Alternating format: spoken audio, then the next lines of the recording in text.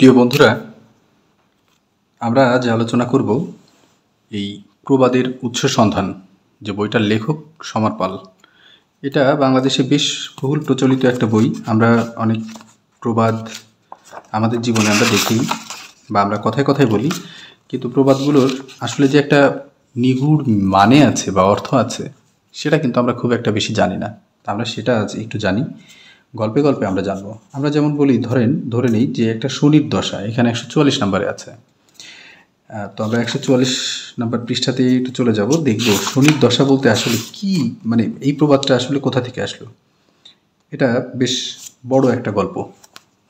আমরা একটু গল্পটাই পড়ব, যাতে শনির দশা সম্পর্কে আমরা বিস্তারিত জানতে পারি।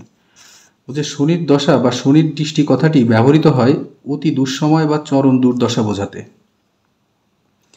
নবগ্রহের সপ্তম গ্রহ শনি, অর্থাৎ যে 9টা গ্রহের কথা আমরা এক সময় বলতাম, তার 7 নম্বর গ্রহ হলো শনি। সূর্যের অন্যতমা স্ত্রী ছায়ার গর্ভে শনির জন্ম। পদ্মপুরাণ মতে সূর্যের যে অন্যতম স্ত্রী ছিলেন ছায়া, তার গর্ভে হয়েছে শনির জন্ম। এবং ব্রহ্মবৈবর্ত পুরাণ মতে সূর্যের সারথি চিত্ররথের মেয়ের সাথে শনির বিয়ে হয়। তাহলে দেখেন, শনি সম্পর্কে আপনি অনেক জানতে পারছেন। একদিন শনি ধ্যানমগ্ন হয়ে তপস্যারত ছিলেন। ওই সময় তার স্ত্রী ঋতু স্নান করে সুন্দরভাবে সেজে শনির কাছে আসেন এবং সঙ্গম প্রার্থনা করেন। কিন্তু ধ্যানমগ্ন শনি তার দিকে দৃষ্টিপাত করলেন না এবং তার কামনাও পূরণ করলেন না। অর্থাৎ স্ত্রী তার স্বামীর কাছে এসে তার কাম বাসনা চরিতার্থ করতে চেয়েছিলেন, কিন্তু শনি তার ধ্যান থেকে নিমগ্ন হলেন না।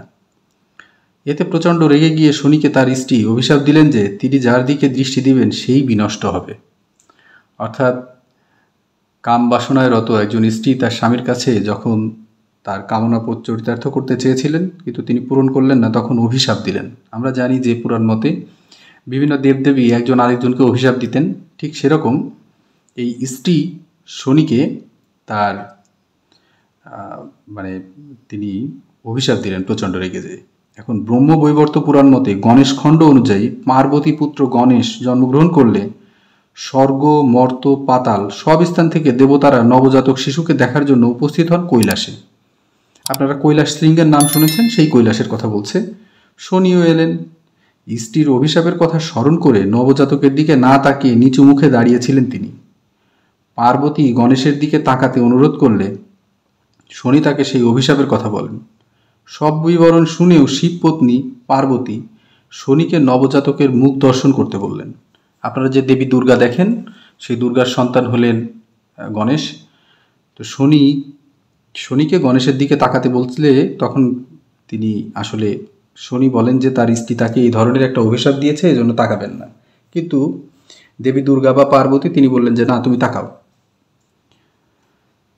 তো তখন বলছে যে সব বিবরণ শুনেও শিবপত্নী পার্বতী শনিকে নবজাতকের মুখ দর্শন করতে বললেন। শিশু গণেশের দিকে দৃষ্টিপাত করা মাত্র তার দেহ থেকে মুন্ড উড়ে গেল। আপনারা যে গণেশের দেখেন মুখের উপর হাতি দেওয়া, হাতির যে মুখটা লাগানো তার দেহের উপর, আসলে সেই মাথাটা তার মানুষের যে মাথা ছিল সেটি উড়ে গেল বা পড়ে গেল আর কি, কেটে। অবশ্য পরে বিষ্ণুর চেষ্টায় গণেশের ঘাড়ে হাতির মাথায় স্থাপন করে তাকে বাঁচিয়ে রাখা হয়, কিন্তু দেবী পার্বতী শনিকে অভিশাপ দিয়ে খোড়া করে দিলেন। এখন শনি তো আগেই বলেছিলেন যে তার স্ত্রী তাকে এই ধরনের একটা অভিশাপ দিয়েছেন, যার দিকে তাকাবেন সে ধ্বংস হয়ে যাবে। তারপরে যখন তার সন্তানের এই ধরনের একটা দুর্দশায় সন্তান পড়েছে, তখন আবার পার্বতী শনিকে অভিশাপ দিলে শনি আবার খোড়া হয়ে গেল। এখন বলছে পদ্মপুরাণ ও ব্রহ্মবৈবর্ত পুরাণের গল্পের পর আসি আরেকটি উপাখ্যানে, যা দিয়ে আজও আমাদের ঘরে ঘরে শনির পাঁচালি পড়া হয়। গল্পটি ছিল এরকম। অযোধ্যার রাজা চিত্রবরের মৃত্যুর পর তার পুত্র শ্রীবৎস রাজা হলেন। চিত্রসেনের পরম রূপবতী কন্যা চিন্তা দেবী ছিলেন তার স্ত্রী। যাগযজ্ঞ, দান ধ্যান ও ন্যায়নীতির সাথে প্রজা পালন করে বেশ সুখে রাজ্যভোগ করছিলেন শ্রীবৎস। বিশাল রাজ্যের অধিকারী ছিলেন তিনি। সুবিচারক হিসেবেও তার খ্যাতি চতুর্দিকে বিস্তৃত ছিল। একদিন শনি ও লক্ষ্মীদেবী এসে হাজির রাজা শ্রীবৎসের কাছে, অর্থাৎ শনি এবং লক্ষ্মীদেবী এই শ্রীবৎসের কাছে চলে আসছেন। তাদের মধ্যে কে শ্রেষ্ঠ এই বিচার করে দেওয়ার জন্য রাজাকে অনুরোধ করলেন। রাজা তখন স্নানের জন্য ব্যস্ত থাকায় শনি ও লক্ষ্মীকে অনুরোধ করলেন পরদিন পর্যন্ত সময় দিতে। তারা দুজন রাজি হয়ে চলে গেলেন। আপনারা বুঝতেই পারছেন যে শনি এবং লক্ষ্মী এদের মধ্যে শ্রেষ্ঠকে, এটার জন্য শ্রীবৎসের কাছে আসছে। শ্রীবৎস বললেন যে আমি স্নানে যাব, আমি এখন পারবো না, তোমরা আগামীকাল এসো। তখন তারা দুজন চলে গেলেন। শ্রীবৎস পড়লেন মহা সমস্যায়। মর্তলোকে দেবতাদের বিবাদ নিয়ে বিচার করা সমীচীন নয় বলে পাত্রমিত্ররা জানালেন রাজাকে। এর ফলে হিতে বিপরীত হবার সম্ভাবনা প্রবল। এই অবস্থায় পাত্রমিত্র ও মন্ত্রীদের সাথে আলোচনা করে একটি উপায় বের করলেন রাজা। পরদিন রাজ দরবার প্রস্তুত।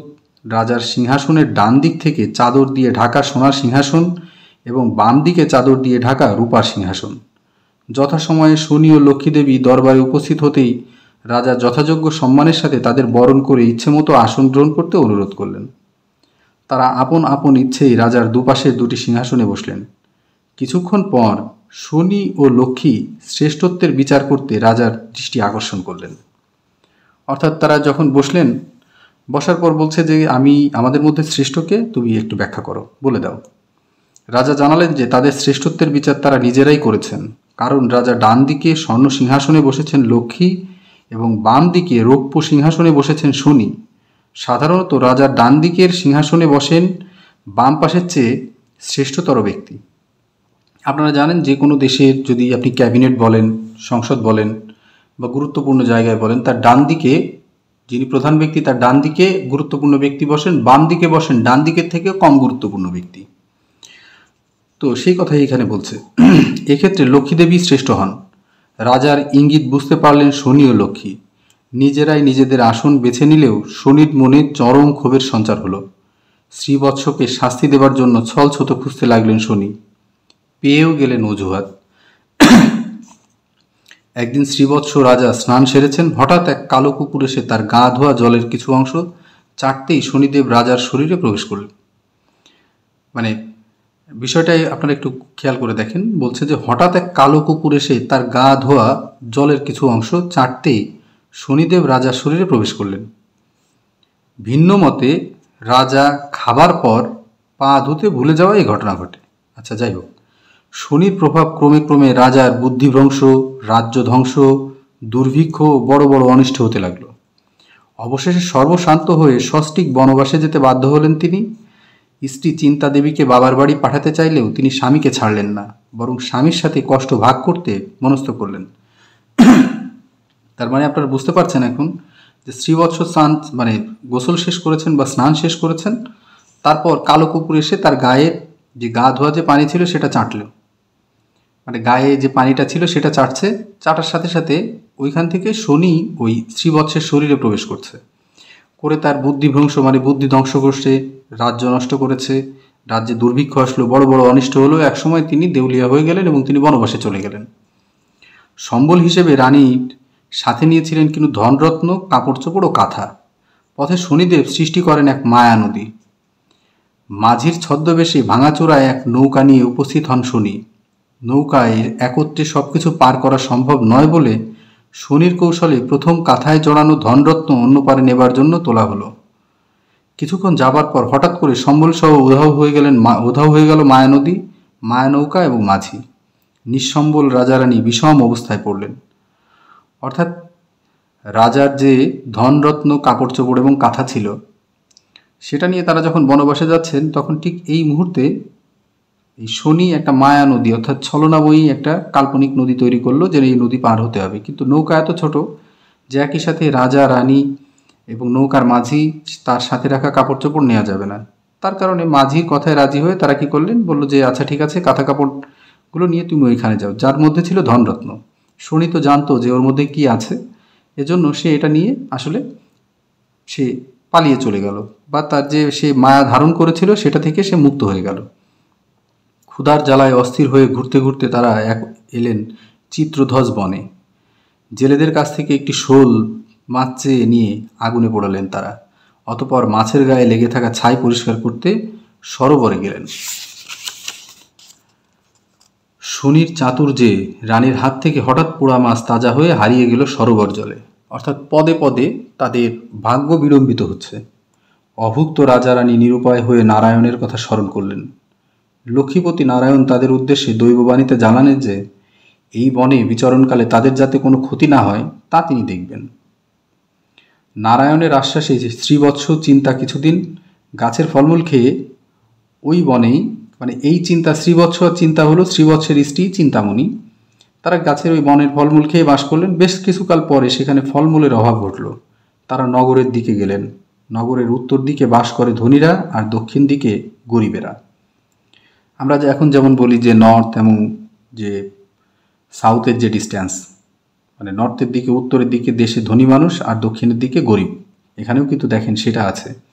তারা নগরের দক্ষিণ প্রান্তে এক গরিব কাঠুরিয়ার বাড়িতে আশ্রয় নিলেন এবং তাদের সাথে কাজ করে কিছুকাল কাটালেন। অর্থাৎ শ্রীবৎস তখন হয়ে গেলেন কাঠুরিয়া। কাঠুরিয়াদের সাথে একদিন কাঠ সংগ্রহ করতে করতে গেছেন শ্রীবৎস। ওই দিন ওইখানকার নদীর চড়ায় আটকে গেল এক সওদাগারের বাণিজ্য তরী। সেখানে গণক রূপে আবির্ভূত শনি সওদাগরকে বললেন যে কাঠুরিয়া পল্লীতে বসবাসকারী পরম সতী চিন্তা, মানে পরম সতী যে চিন্তামণি, যিনি রাজার স্ত্রী রানী, যদি ওই নৌকা স্পর্শ করে তবে আটকে যাওয়া নৌকা চলতে শুরু করবে। সুতরাং সওদাগর অনেক অনুনয় বিনয় করায় স্বামীর অনুপস্থিতিতে এই চিন্তাদেবী নৌকার কাছে গেলেন এবং চিন্তার সংস্পর্শে নৌকা সচল হলো। কিন্তু আবার যদি কোথাও নৌকা আটকে যায় সেজন্য সওদাগর তার নৌকায় চিন্তাকে তুলে নিয়ে যাত্রা করলেন। তার মানে ঘটল কি, উদ্ধার করতে যেয়ে তিনি নিজেই আসলে বন্দী হয়ে গেলেন। তো পতিপরায়ণা চিন্তা ও শ্রীবৎসকে শনির কোপে বিচ্ছিন্ন হতে হলো। উভয়ের বিরহে কাতর হয়ে পড়লেন। সওদাগরের হাত থেকে সতীত্ব রক্ষার জন্য চিন্তাদেবী সূর্যদেবের কাছে প্রার্থনা করতে লাগলেন যাতে তিনি কুরূপা হয়ে যান, মানে তার রূপটা খারাপ হয়ে যায়। অতঃপর সূর্যদেবের আশীর্বাদে চিন্তা হতশ্রী হলেন, মানে তাকে দেখতে একেবারেই কুশ্রী, মানে খুবই খারাপ এমন হয়ে গেলেন। আর তার সতীত্ব হারানোর ভয় রইল না। তবে যথাসময়ে প্রয়োজন মতো তিনি আবার পূর্বরূপে ফিরে আসার বরও লাভ করলেন সূর্যদেবের কাছে। অর্থাৎ সূর্যদেব তাকে যে বর দিয়েছিলেন যে তোমার চেহারা খারাপ হবে, আবার তিনি বললেন যে তুমি যদি চাও তাহলে তোমার চেহারা আবার আগের মতো সুন্দর হয়ে যাবে। স্ত্রীকে হারিয়ে পাগলের মতো ছুটে বেড়াতে লাগলেন শ্রীবৎস। অবশেষে চিত্তানন্দ নামক বনে গিয়ে সেখানে সুরভি দেবীর আশ্রমে আশ্রয় নিলেন। সুরভি দেবী সান্ত্বনা দিয়ে পুত্রবৎ নিজের আশ্রমে রাখলেন শ্রীবৎসকে। সুরভি কন্যা নন্দিনীর পান করার পর মুখ থেকে পড়ে যাওয়া দুধে ভেজা মাটি দিয়ে দুটি পাট তৈরি করে নিজ অনুচর তালবেতালের নাম স্মরণ করলেন এবং নিজের ও চিন্তাদেবীর নামকরণে ওই দুটি পাট একত্র করলেন। আপনারা বুঝতেই পারছেন এখানে কি ঘটেছে। সঙ্গে সঙ্গে তা স্বর্ণপাটে পরিণত হলো। এভাবে অসংখ্য পাট তৈরি করে শ্রীবৎস স্তূপাকারে রাখলেন। একদিন পূর্বোক্ত সেই সওদাগর নিকটবর্তী নদীপথে যাচ্ছিলেন। স্বর্ণপাট ব্যবসার প্রস্তাব দিয়ে শ্রীবৎস তার সাথে যেতে চাইলেন। সওদাগর সোনার পাটসহ তাকে নৌকায় তুলে নিলেন। কিছুদূর যাবার পর সওদাগরের মনে জেগে উঠল সোনার পাটগুলি আত্মসাৎ করার প্রবৃত্তি। রাজাকে বেঁধে তিনি নদীতে ফেলে দিলেন। স্ত্রী চিন্তা ও তালবেতালের নাম ধরে চিৎকার দিতে থাকেন শ্রীবৎস। ওই নৌকাতেই ছিলেন চিন্তা। কোনো উপায় না দেখে তিনি একটি বালিশ ফেলে দিলেন নদীতে। এর মধ্যে হাজির হলো তালবেতাল। ভেলা হয়ে তালবেতাল রাজাকে বালিশসহ তুলে ভাসিয়ে নিয়ে চলল। বালিশ ও ভেলার সাহায্যে রাজা শ্রীবৎস ভাসতে ভাসতে পৌঁছালেন সৌতিপুর নামক স্থানে।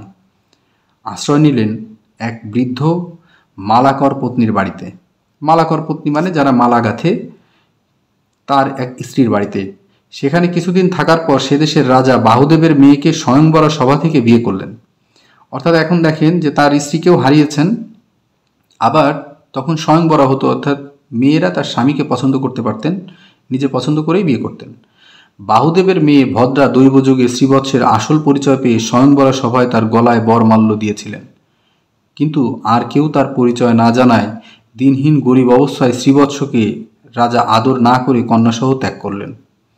কিন্তু রানী তাদের জন্য নিকটের এক বনে কুটির তৈরি করে বসবাসের ব্যবস্থা করে দিলেন। এভাবেই কেটে গেল বহুদিন।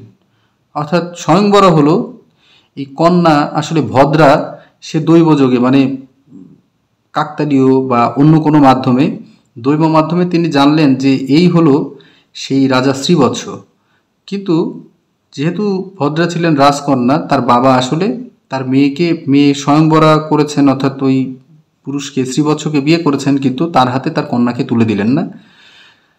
ফলে তিনি কি করলেন, তাকে নিকটবর্তী একটা বনে যেয়ে বসবাস করতে হলো, যেখানে ওই ভদ্রার মা তিনি তাকে থাকার ব্যবস্থা করে দিলেন। 12 বছরে শনির ভোগ শেষ হয়ে এলো। রাজকন্যার সাহায্যে রাজা বাহুদেবকে অনুরোধ করিয়ে শ্রীবৎস সেখানকার ক্ষীরোদ নদীর তীরে বাণিজ্য তরিতে শুল্ক সংগ্রাহকের পদে নিযুক্ত হলেন। অনেক দিন অনুসন্ধানের পর দেখা পাওয়া গেল সেই সওদাগরের নৌকার। সেই নৌকায় রয়েছেন চিন্তা। শ্রীবৎস ওই নৌকা আটক করে স্বর্ণপাটগুলো উঠিয়ে নিলেন। সওদাগর শ্রীবৎসের নামে নালিশ করলেন রাজা বাহুদেবের আদালতে। রাজা জামাতার উপর ক্ষিপ্ত হয়ে তাকে ডাকলেন। শ্বশুরের কাছে আদ্যপান্ত সবগুলো খুলে বললেন শ্রীবৎস। রাজা বাহুদেব শ্রীবৎসের আসল পরিচয় পেয়ে পূর্বের আচরণের জন্য লজ্জিত হয়ে অনুতাপ করতে লাগলেন। অতপর সওদাগরের নৌকা থেকে চিন্তাকে উদ্ধার করা হলো।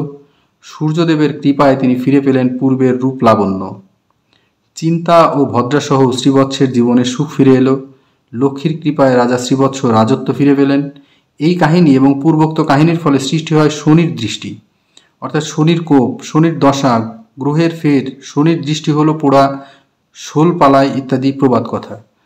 অর্থাৎ আমরা এখানে যা বুঝতে পারলাম যে শনির দৃষ্টির কারণে একবার গণেশের মুণ্ডপাত হয়েছে। এর পরবর্তী সময়ে শনি যা করেছে, মানে শনি যার দিকে তাকিয়েছে, যেমন শ্রীবৎস আর চিন্তামণির গল্পের কথাই দেখলাম, পদে পদে শনির কারণেই তারা বিপদগ্রস্ত হয়েছেন। পরবর্তীতে তারা অবশ্য দৈবযোগে সব কিছুই ফিরে পেয়েছেন সূর্যদেবের কারণে। চিন্তামণি তার রূপ লাবণ্য ফিরে পেয়েছেন, লক্ষ্মীদেবীর কৃপায় তারা রাজত্ব ফিরে পেয়েছেন। কিন্তু প্রকৃত অর্থে শনি যার দিকেই দৃষ্টি দেয় তারই বৃহৎ ক্ষতি হয়। তো এই গল্পের মূল কথাটাই হলো, অর্থাৎ এই প্রবাদের মূল কথা হলো, যদি আমরা দেখি যে কারোর এমন পদে পদে কোনো ধরনের সমস্যা হচ্ছে, তাহলে আমরা বলি যে এটা হলো তার শনির দশা। এই ছিল আমাদের আজকের মতো প্রবাদ প্রবচনের আলোচনা। ধন্যবাদ।